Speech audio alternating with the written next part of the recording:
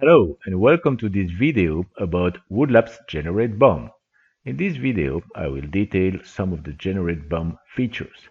It allows to export the BOM or parts list of a scene, to be able to use them later, for example to calculate the cost of a project and or create cutting list for the saw. For this example, I'll create a cabinet with an 8mm applied back using the cabinet wizard. In the cabinet manager, I assign a name for the cabinet, and then for the different parts, I assign a name, material, edge, and stop reference. Then save your project in a new folder. When generating BOM or BOM files, woodLAB will automatically place the files in the folder containing the project, so get organized. Once the scene is saved, go to the Arkema and catalog and draw the Generate BOM feature. Start by filling in the project information on the right, although optional, get into the habit of doing so. This information will be useful. On the left, in the list, select the highest level.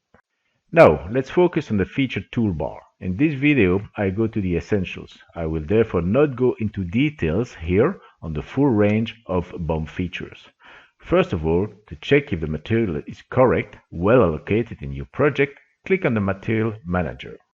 A window opens and a table is displayed. This one is similar to the Replace Hardware feature. The Material Manager allows you to replace materials on the fly.